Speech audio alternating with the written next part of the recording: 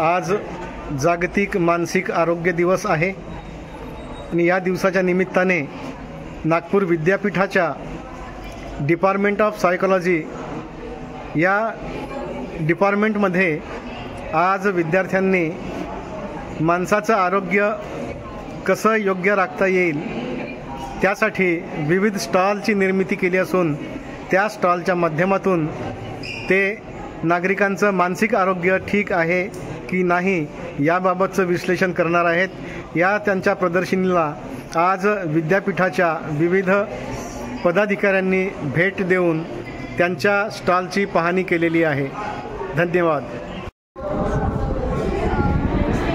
एक commonly topic नाही आहे सर, जे आपण रोजचा याच्यात बोलत असतो, पण मी मराठी फ्लुएंट नाही आहे, पण मेन्स्ट्रुएशन एक असा टॉपिक आहे ज्याच्यात आपण रेअरली बोलत असतो, ओपनली बोलत नाही, लोक कम्फर्टेबल असतात, पण हे खूप इम्पॉर्टंट टॉपिक आहे आणि याच्यात काही डिस्टर्बन्सेस येतात। मेन्स्ट्रुएशन एक बायोलॉजिकल प्रोसेस नाही आणि इमोशन्स आणि स्ट्रेस लेवल आणि आपल्या लाईफस्टाईलवर पण डिपेंड करत असते आणि याच्यात काही डिस्टर्बन्सेस येतात, जसे की ॲब्सेन्स ऑफ पिरियड्स म्हणजे एमेनोरिया, फ्रीक्वेंट सायकल म्हणजे पॉलीमेनोरिया आणि इनफ्रिक्वेंट सायकल म्हणजे ऑलिगोमेनोरिया आणि पेनफुल मेन्स्ट्रुएशन म्हणजे जसं डिसमेनोरिया असते किंवा कधी कधी पिरियड्सच्या आधी आपल्याला खूप जास्त mood swings, emotional instability, irritability वगैरे होत असते। ते होत का बरं असतात म्हणजे याच्यात स्ट्रेस आणि एन्झायटी एक मेन रिझन आहे। स्ट्रेस लेवल म्हणजे कॉर्टिसोल म्हणून एक हॉर्मोन असते आपल्या बॉडीमध्ये, जे स्ट्रेस हॉर्मोन असते सप्रेस करते GnRH एक फिमेलच्या बॉडीमध्ये एक हॉर्मोन रिलीज होत असते जे प्रोजेस्टेरॉन आणि इस्ट्रोजन जे मेजर हॉर्मोन्स आहेत जे ओव्युलेशनसाठी इम्पॉर्टंट असतात, त्याला जर सप्रेस केलं तर इरेग्युलर ओव्युलेशन होऊ शकतं आणि इरेग्युलर ओव्युलेशन जर झाले तर पिरियड्स उशिरा येऊ शकतात किंवा त्याच्यात डिस्टर्बन्सेस येतात। तर याची ट्रीटमेंट आता कशी करायची आणि याच्यात सायकोलॉजिकल इफेक्ट पण खूप जास्त आहे, म्हणजे डेली लाईफमध्ये आपल्याला इमोशनल डिस्ट्रेस होऊ शकते किंवा आपल्याला जास्त सोशल स्टिग्मा म्हणजे एक शेम येऊन जाते कधी कधी आपल्याला किंवा त्रास व्हायला लागते, एन्झायटी वाढून जाते आपल्याला किंवा इमोशनल डिस्ट्रेस वाढून जात असते।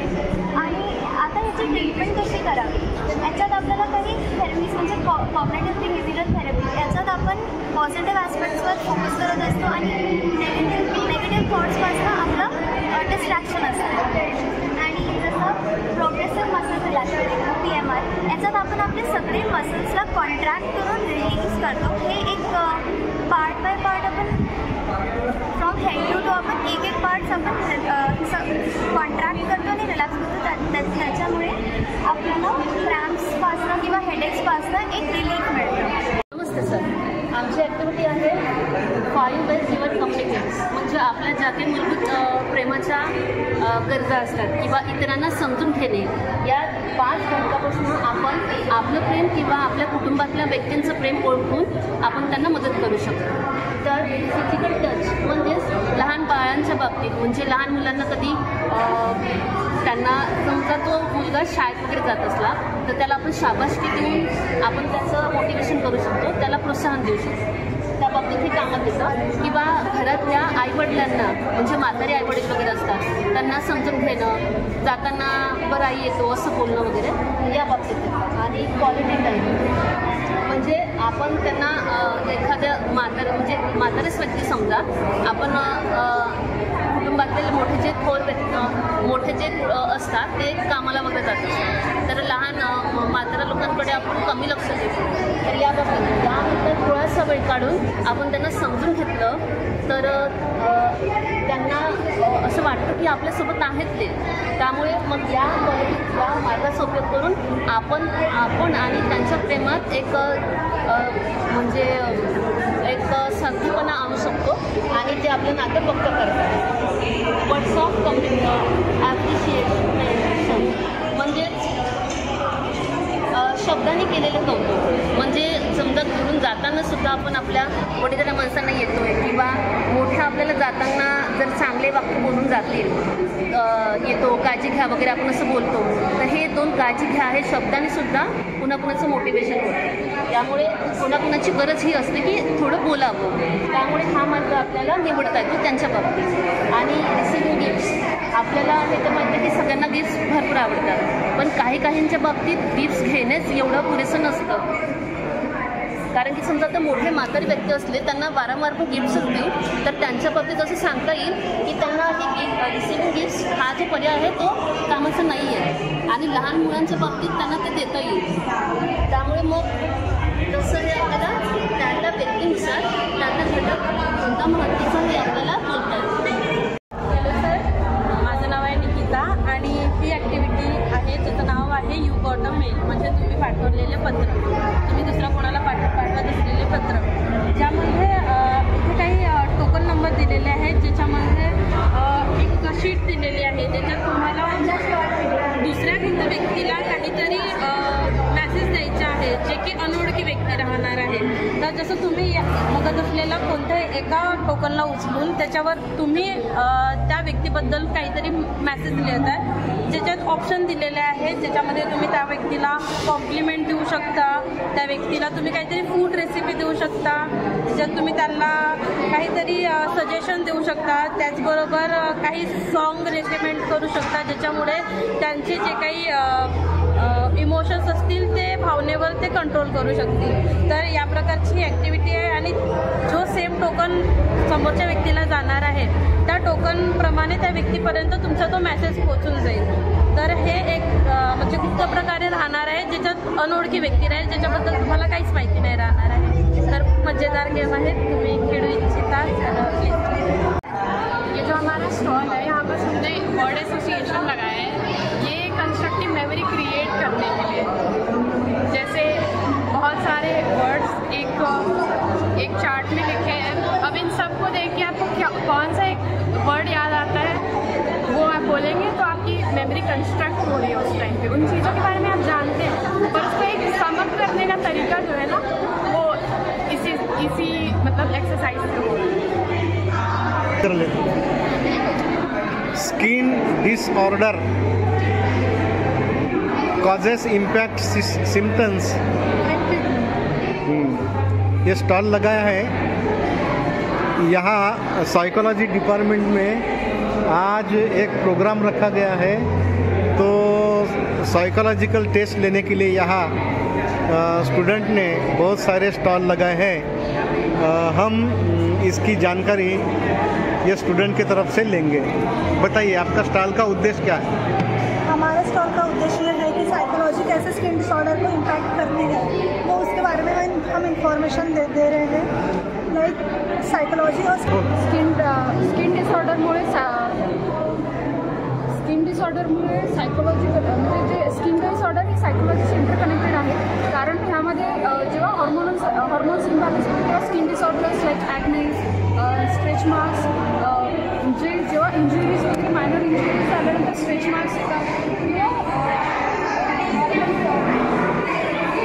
इम्युनिटी वीक झाल्यावर skin When mind takes our breath away, ये स्टॉल लगाया है ये साइकोलॉजी के स्टूडेंट ने. तो इसके बारे में हम जानकारी लेंगे मराठी में, हिंदी में जानकारी लेंगे हमारे दर्शक के लिए. क्या है आपका नाम?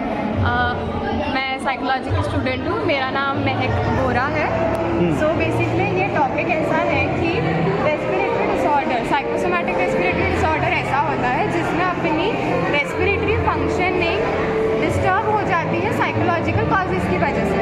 तो यहाँ पे मैंने 5 डिसऑर्डर लिखे हैं जो इसको बताते हैं, दर्शाते हैं. तो 5 में से पहला डिसऑर्डर है मेरा साइकोजेनिक रेस्पिरेटरी डिसऑर्डर. इसमें बेसिकली ऐसा होता है कि हमारे जो बिना कोई बीमारी के एक्चुअली वो फिजिकल सिम्टम्स अपन को दिख के आते हैं.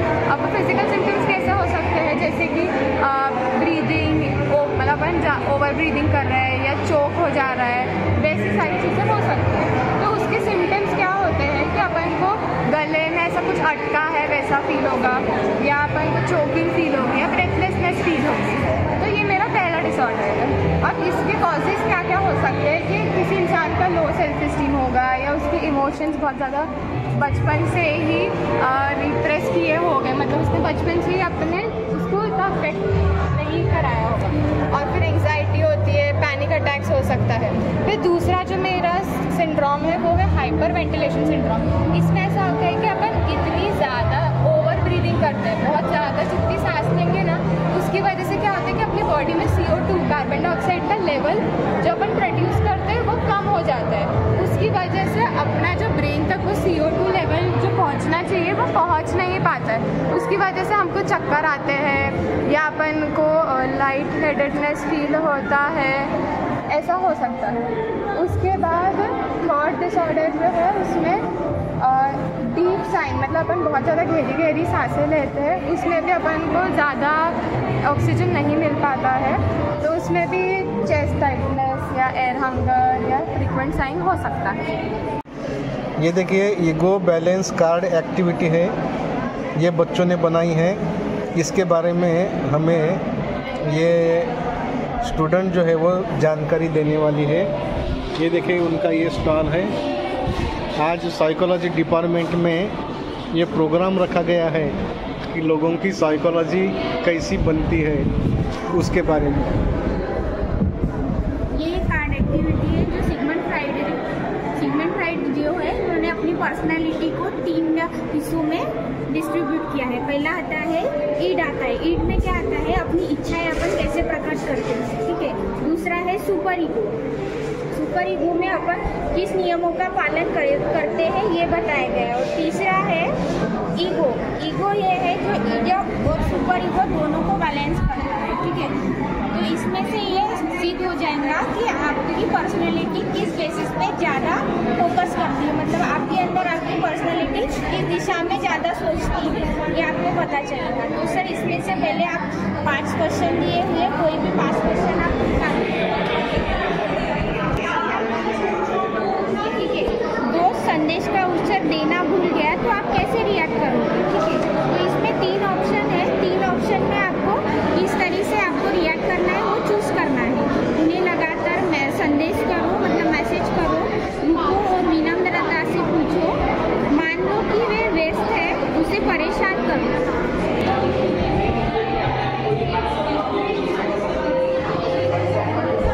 ठीक है। चौथा, माता पिता आपके भविष्य के बारे में पूछते हैं तो आपको कैसा लगेगा। कहो आदर्शिक सपनों की नौकरियां करोगे, ईमानदारी से जवाब दे, सोची समझी योजना बताए, अनिश्चयता को सम्मानपूर्वक समझाए, झूठ न बोले। तीसरा third.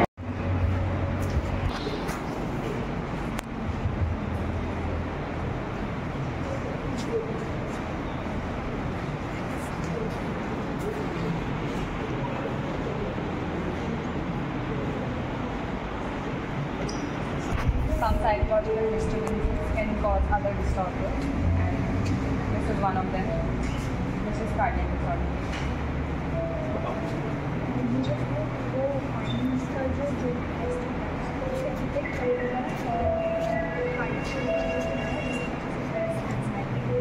Physical symptoms of stress.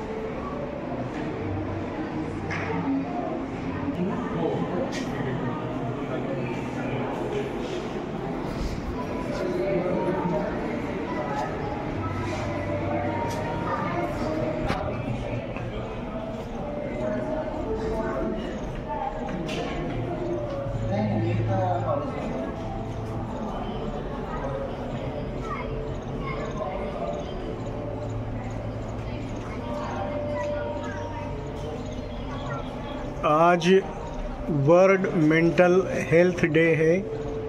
ये डिपार्टमेंट ऑफ साइकोलॉजी है और वहाँ प्रोग्राम आयोजित किया है।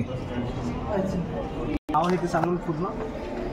नमस्कार, माझं नाव ओम अतुल ढोबळे, मी MA क्लिनिकल सायकोलॉजी कॅम्पसचा विद्यार्थी। आज वर्ल्ड मेंटल हेल्थ डे असल्यामुळे आपण आपल्या कॅम्पसच्या माध्यमातून सायकोलॉजी डिपार्टमेंटतर्फे एक पोस्टर मेकिंग कॉम्पिटिशन आणि एक त्यांच्या पोस्टर इथे आपण हॉलमध्ये दाखवत आहे। तर त्याच्यामध्ये या कार्यक्रमाचा उद्देश म्हणजे मानसिक स्वास्थ्याबद्दल समाजात एक चांगला संदेश जावा आणि समाजाचा एक चांगला फायदा व्हावा, हा याचा एक महत्त्वाचा उद्देश आहे। समाजाचं मानसिक स्वास्थ्य चांगलं राहावं यासाठी या कार्यक्रमाचे आयोजन केलेले आहे। हे सायकोलॉजी डिपार्टमेंट आहे आणि या डिपार्टमेंटच्या माध्यमातून नागरिकांचं स्वास्थ्य चांगलं ठेवावं यासाठी याचं आयोजन केलेलं आहे। दरवर्षी मेंटल हेल्थ डे हे डिपार्टमेंट साजरं करीत असतं। ऐसा आपका गुड आफ्टरनून सर, मेरा मॉडल है कपल काउंसलिंग के लिए। मतलब कपल काउंसलिंग क्यों इतनी इम्पोर्टेंट होती है उस पर। तो जैसे कपल काउंसलिंग के गोल्स ये होते हैं कि मतलब कपल, जैसे अभी आप मैरिड होंगे तो आपकी वाइफ आपकी कपल है, हमारी यंग जनरेशन उनकी भी कपल है या तो आगे बनने वाले हैं। तो उसके लिए हमको कपल काउंसलिंग की इम्पोर्टेंस क्या है वो समझने के लिए इसके गोल्स है कि हम कैसे हमारी रिलेशनशिप में सेटिस्फैक्शन लाएं और हमारी जो कम्युनिकेशन है, बातें वगैरह क्लियर हो दोनों में, रिजॉल्व कॉन्फ्लिक्ट, झगड़े अगर होते हैं तो वो कैसे किस प्रकार सॉल्व हो सकते हैं। Then promote emotional bonding.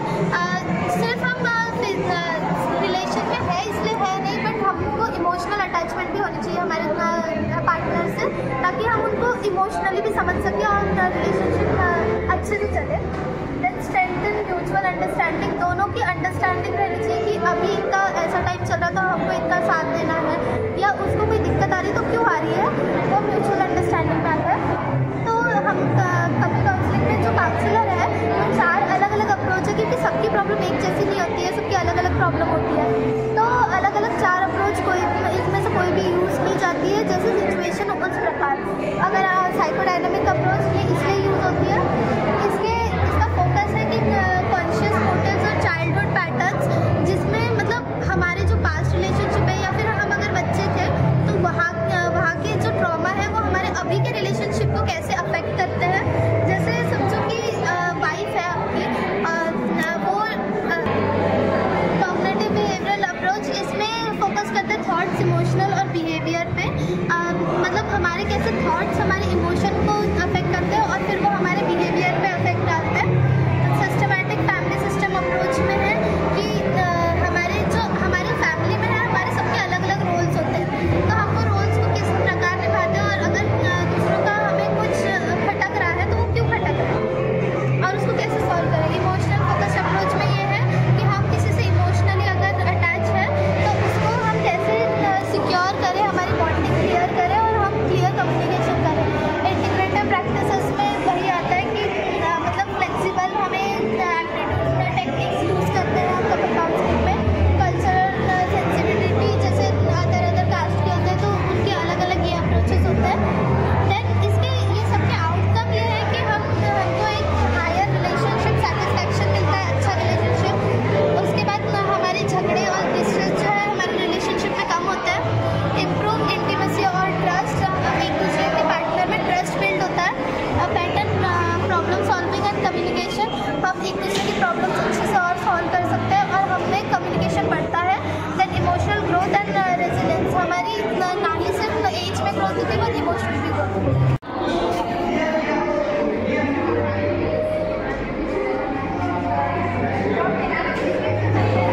बताइए आपके स्टॉल के बारे में। हमारा है sensitive of memory loss.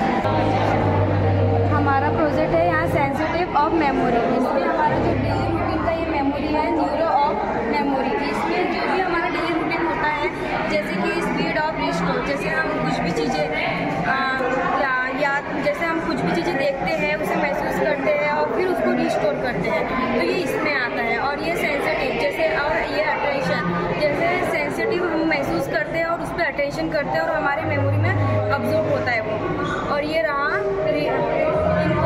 Encoding में जैसे हम कोई भी चीज़ें याद करते हैं या फिर कोई भी चीज़ें देखते हैं तो उसे हम अपने दिमाग के अंदर लाते हैं।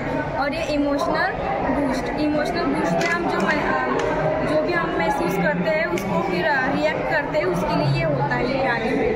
और फिर ये स्टोरेज जो भी हमारा रेगुलर जो भी रूटीन रहता है या फिर जो भी हम देखते पढ़ते लिखते जो भी है तो यहाँ पे स्टोर होता है, वो हाइपोबस में होता है। और ये रीट्रायल है, मतलब यहाँ पे फिर से हम उसे याद करते हैं, जो भी हमने देखा था, जो भी हमने सीखा है वो सब हम याद करते हैं और ये यहाँ पे ऑब्जर्व होता है। और ये ब्रेन एंड केमिस्ट्री, यहाँ ब्रेन और केमिस्ट्री में कम्युनिकेशन और बिटवीन न्यूरोस। ये टेक्निक्स ऑफ इम्प्रूविंग मेमोरी है। तो पहला है रिट्राइवल इंड्यूस कंसोलिडेशन। इसका मीनिंग है कि हम जब रिपीटेडली कोई चीज़ उसको रिपीट करते हैं, कोई सेंटेंस हो गया या फिर कोई फैक्ट्स हो गए, तो उससे क्या होता है कि वो जो मेमोरी है पहले टेम्पोररी मेमोरी होती है लेकिन वो फिर शॉर्ट टर्म में जाती है थ्रू रिपीटेशन। तो उससे रिट्राइवल इंड्यूस कंसोलिडेशन ये टेक्निक बोलते हैं। डीप सेमेंटिक प्रोसेसिंग में क्या होता है कि इसमें डीप मीनिंग वो शब्दों का पकड़ते हैं rather than the role detail. तो डीप मीनिंग के कॉम्बिनेशन से और उसके रिट्रीवल से ये डीप सेमेंटिक प्रोसेसिंग होती है। ड्यूअल कोडिंग में क्या रहता है कि वर्बल और विजुअल दोनों चीज़ें इसमें आती है। फॉर एग्जांपल माइंड मैप्स अपन बनाते हैं, ये चार्ट देखो, ये विजुअल भी है और वर्बल भी कॉन्टेक्स्ट भी है, तो ये ड्यूअल कोडिंग में आता है। ये देखिए इसमें मेमोरी के टाइप्स है। सेंसरी मेमोरी जो कुछ भी चीज़ें अपने सेंसेस के थ्रू, जैसे आँखें हो गई, लिसनिंग हो गया, कानों के द्वारा जो कुछ भी जाती है वो सब सेंसरी मेमोरी में आता है, जिससे इंफॉर्मेशन याद रहती है अपने को। फिर दूसरा है short term memory. Short term memory में कुछ स्मॉल हैबिट, जैसे 2 दिन पहले अगर आपने कुछ खाना खाया होगा शाम को, तो वो आपको अभी याद नहीं आएगा। क्यों नहीं आएगा? क्योंकि वो शॉर्ट टर्म मेमोरी में चला जाता है। और ये देखो वर्किंग मेमोरी। वर्किंग यानी अभी आप जो कुछ भी सुन रहे हो मुझे, तो वो सब जो कुछ भी आप एक्टिविटी अभी कर रहे हो वो वर्किंग मेमोरी में रहता है। लॉन्ग टर्म मेमोरी में क्या रहता है सर कि जो चीज़ें अपन ने ये इस मेथड से अपन ने बार बार रिपीट की उस चीज़ को, वो कुछ समय बाद लॉन्ग टर्म मेमोरी में चली जाती है, यानी इससे ज़्यादा समय तक इन्फॉर्मेशन याद रहती है। ये एक्सप्लिसिट मेमोरी है जिसमें कुछ यानी फैक्ट्स और पर्सनल इवेंट्स इसमें अपने को याद रहते हैं। इन एक्सप्लिसिट मेमोरी में क्या रहता है कि अनकॉन्शियस मेमोरी, जैसे कि साइकिल चलाना हो गया, कोई डेली हैबिट हो गई, वो सब ऑटोमेटिक बिहेवियर जो रहता है अपना, वो इम्प्लिसिट मेमोरी में आता है। एपिसोडिक मेमोरी में कुछ स्पेसिफिक इवेंट्स आते हैं जो अपने को अपने पास्ट लाइफ के जो कोई भी अच्छे स्वीट मेमोरीज है वो एपिसोडिक मेमोरी में आता है। सिमेंटिक मेमोरी में जनरल फैक्ट्स, मीनिंग और कंसेप्ट आता है। प्रोसीजर में जैसे how to ride a bike, वो प्रोसीजरल मेमोरी। और ऑटोबायोग्राफिकल मेमोरी में अपने लाइफ के सारे इवेंट्स और सारा नॉलेज जो है ऑटोबायोग्राफिकल मेमोरी में आता है। इमोशन इनसाइड आउट, जो भावना है लोगों की, आदमी की अंदर की और बाहर की भावना का ये स्टॉल है। ये स्टॉल के बारे में ये यहाँ के स्टूडेंट हैं, वो हमारे दर्शक के लिए ये बताएंगी कि इसका आदमी के जीवन में क्या फ़ायदा है, नुकसान है, क्या है। तो बताइए जॉय के बारे में क्या है। ये जॉय मतलब ये हमारे चार्ट हमें दिखाता है कि हमारे अंदर का कौन सा इमोशन हमें कैसे फील कराता है और हमसे कैसे एक्सप्रेस होता है। हमारे सेंटर में इमोशंस होते हैं जैसे कि जॉय, सैडनेस, डिस्गस्ट, और आउटर में मिक्स्ड इमोशंस होते हैं। वो मिक्स्ड इमोशंस ये आउटर इमोशन सेंटर इमोशन से डिराइव होते हैं, जैसे कि सैडनेस, जॉय प्लस सैडनेस मेलानकॉली, और जॉय प्लस डिस्गस्ट बनता है इंटीग्रिटी, और for example Joy plus fear बनता है सरप्राइज। ये जो हमें बताता है कि हमारे अंदर जो फीलिंग्स है हम कैसे, मतलब हमारा इमोशन और रिएक्शन को हम कैसे मैनेज कर सकते हैं।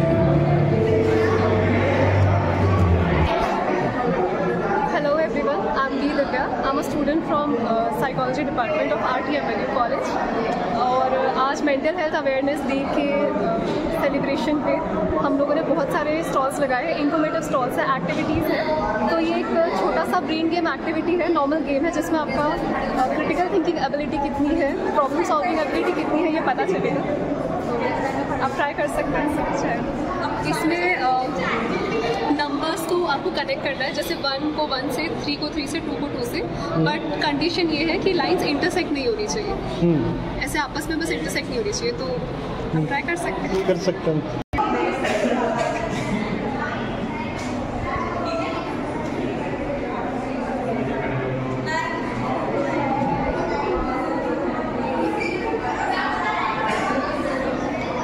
वो लाइन आपस में ऐसे इंटरसेक्ट नहीं होनी चाहिए।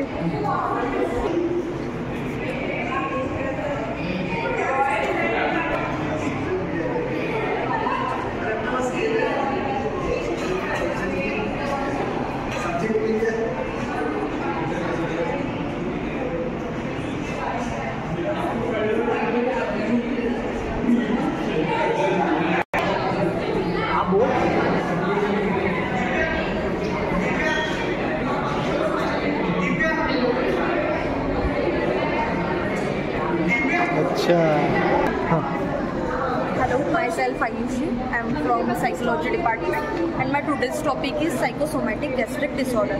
Psychosomatic मतलब वो होता है कि हमारे मानसिक जो भी प्रॉब्लम्स है वो फिजिकली हमारे बॉडी पर कैसे अफेक्ट करते हैं। उसमें से मेरा टॉपिक ये है कि गैस्ट्रिक साइकोसोमैटिक में जो भी प्रॉब्लम्स होते हैं वो गैस्ट्रिक जीआई ट्रैक्ट पर कैसे अफेक्ट करते हैं। उसमें भी कुछ जो मेन कॉजेज है वो है anxiety, stress, fear, depression, emotional tension, over eating, suppressed emotion, body image,